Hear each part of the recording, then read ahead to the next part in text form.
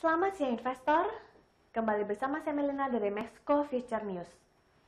Pada kesempatan kali ini kita akan membahas berita seputar indeks saham, forex dan juga komoditas. Bursa saham Amerika Serikat menguat pada akhir perdagangan Selasa waktu setempat atau Rabu waktu Indonesia Barat, didukung oleh harapan baru pada paket bantuan COVID-19 tambahan. Paket tambahan tersebut diyakini para investor dapat mengakselerasi pemulihan ekonomi usai terhantam pandemi.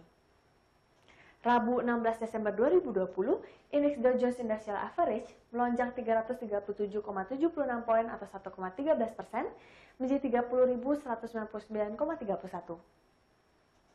Sedangkan S&P 500 naik 47,13 poin atau 1,29% menjadi 3.694,62. Semua 11 sektor utama S&P 500 naik, dengan sektor utilitas dan energi keduanya ditutup naik lebih dari 1,9% memimpin kenaikan. Indeks komposit Nasdaq meningkat 155,02 poin atau 1,25% menjadi 12.595,06. Saham Apple menjadi pendorong teratas untuk ketiga saham benchmark di Bursa Amerika Serikat ini. Sahamnya melonjak 5% ke level tertinggi sejak bulan September setelah sebuah laporan mengatakan Apple berencana untuk meningkatkan produksi iPhone sebesar 30% pada kuartal pertama 2021. Indeks saham-saham sektor teknologi di S&P 500 juga menguat 1,6% berkat dukungan saham Apple. Sektor ini telah mengungguli pasar yang lebih luas selama pandemi dan naik lebih dari 35% secara tahun berjalan atau year to date. Para pemimpin Kongres Amerika Serikat bertemu pada Selasa waktu setempat untuk membahas bantuan COVID-19 dan pendanaan pemerintah. Proposal bipartisan yang diusulkan senilai 908 miliar US dollar akan dipecah menjadi dua rancangan undang-undang. RUU yang pertama akan spesifik mencakup bantuan senilai 748 miliar US dollar. Bantuan ini rencananya akan dialokasikan untuk tambahan program Paycheck Protection Program, asuransi pengangguran, sekolah, dan alokasi untuk pengembangan dan distribusi vaksin. Poin-poin tersebut disepakati oleh kedua belah pihak, baik Partai Demokrat yang menguasai DPR dan Partai Republik yang menguasai Senat. Sementara itu untuk RUU yang mencakup bantuan senilai 160 miliar US dollar yang berisi tentang bantuan sektor usaha dipisah karena poin ini yang memicu perbedaan pendapat. Dengan adanya stimulus, setidaknya daya beli masyarakat dapat terjaga sehingga bisa meredam dampak lanjutan dari gelombang kedua COVID-19 yang saat ini melanda Amerika Serikat dan banyak negara di Eropa. Tanpa paket bantuan baru, banyak orang Amerika akan kehilangan tunjangan pengangguran dan mulai menghadapi kesulitan seperti penggusuran dan penyitaan aset pada akhir tahun. Sejalan dengan Bursa Wall Street, bursa saham di Asia Pasifik diperdagangkan lebih tinggi pada Rabu pagi mengikuti kenaikan semalam di Wall Street. Banyaknya stimulus membuat investor kian optimistis. Pelansir CNBC International Rabu 16 Desember 2020, Nikkei 225 di Jepang muat 0,27%, sedangkan indeks Topix naik 0,37%. Saham Tiongkok daratan mengalami kenaikan yang lebih tinggi dengan komposisi Shanghai naik 0,13%, sementara komponen Shenzhen naik 0,13%. Di sisi lain, lembaga pemeringkat kredit Fitch Ratings telah menaikkan perkiraan pertumbuhan produk domestik bruto Tiongkok menjadi 8% tahun depan, naik dari 7,7% dalam perkiraan sebelumnya. Peringkat terakhir mengikuti peningkatan permintaan konsumsi domestik dan ekspektasi untuk penyebaran vaksin virus corona di seluruh dunia. Data menunjukkan pemulihan yang signifikan dalam konsumsi Tiongkok dalam beberapa bulan terakhir, terutama di industri catering dan aktivitas lain yang melibatkan pertemuan sosial. The Fed juga diperkirakan akan memberikan sinyal suku bunga rendah untuk masa mendatang dalam pertemuan 2 hari mulai Selasa kemarin.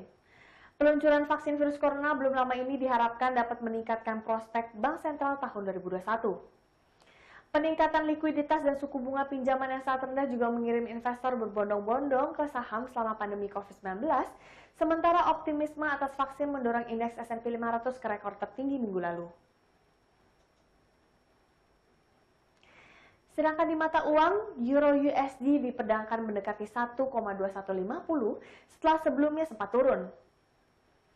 FDA sudah dekat dengan persetujuan terhadap vaksin Moderna dan para pemerintah Eropa juga sedang memproses persetujuan terhadap vaksin Pfizer. Sebelum mengalami kenaikan lagi, pasangan mata uang Euro USD diperdagangkan dalam level yang familiar di atas 1,2100.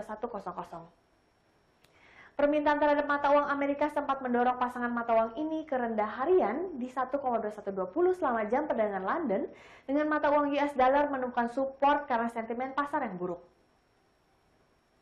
Maka dari ini kenaikan lebih lanjut akan berhadapan dengan resistance terdekat di 1,2180 yang apabila berhasil dilewati akan lanjut ke 1,2230 dan kemudian melanjutkan kenaikan di 1,2280. Sedangkan penurunannya akan berhadapan dengan support terdekat di 1,2110 yang apabila berhasil dilewati akan melanjutkan penurunan ke 1,2070 dan kemudian di 1,2025. Ada sinyal positif terkait stimulus fiskal jilid 2 di Amerika Serikat, harga emas akan langsung melesat. Namun pada perdagangan pagi ini harga emas cenderung tak beranjak dari posisi penutupan perdagangan kemarin.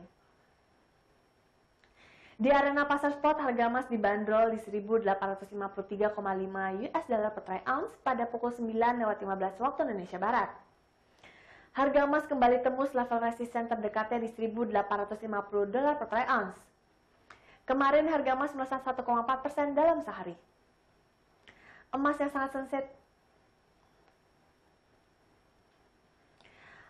sangat sensitif terhadap stimulus pun ikut terdongkrak. Stimulus fiskal jilid 2 yang masif ini berpotensi menekan dolar Amerika Serikat lebih dalam. Emas dan dolar mempunyai kolerasi negatif, artinya arah pergerakannya berbanding terbalik. The Fed diperkirakan masih akan memberikan sinyal kebijakan yang sifatnya lebih kualitatif ketimbang kuantitatif. Setidaknya di bulan Desember, The Fed mungkin mengklarifikasi bahwa program kuantitatif easing akan berjalan sampai ada perbaikan di sektor lapangan kerja dan geliat inflasi untuk mencapai sasaran target 2%. Untuk emas ini semua adalah kabar baik karena stimulus, imbal hasil yang lebih rendah, dan dolar Amerika Serikat yang lebih lemah kemungkinan akan memicu lebih baik alokasi dana ke logam mulia. Secara fundamental, harga emas masih berpeluang naik sampai ke 2021. Baik analis yang memperkirakan harga emas dapat kembali ke level 1.900 hingga 2.100 tahun depan.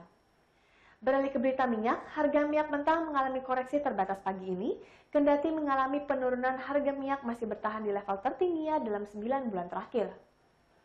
Sentimen negatif datang dari laporan Asosiasi Industri Minyak Amerika Serikat yang menyebutkan bahwa stok minyak mentah pekan lalu naik 2 juta barel ke 495 juta barel.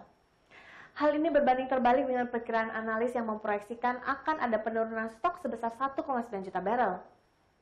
Hari ini fokus pelaku pasar adalah menunggu rilis pengumuman resmi stok minyak dari pemerintah melalui Badan Energi Internasional.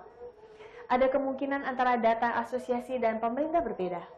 Menambah sentimen negatif, ada proyeksi dari Badan Energi Internasional yang merevisi turun permintaan minyak sebesar 50.000 barel per hari tahun ini dan 170.000 barel per hari untuk tahun depan karena masih minimnya mobilitas sehingga permintaan terhadap bahan bakar transportasi terutama pesawat masih rendah. Namun, meski program vaksinasi darurat tidak akan langsung membuat roda ekonomi melaju kencang, setidaknya kabar ini sudah cukup membuat pasar optimis menyongsong tahun depan.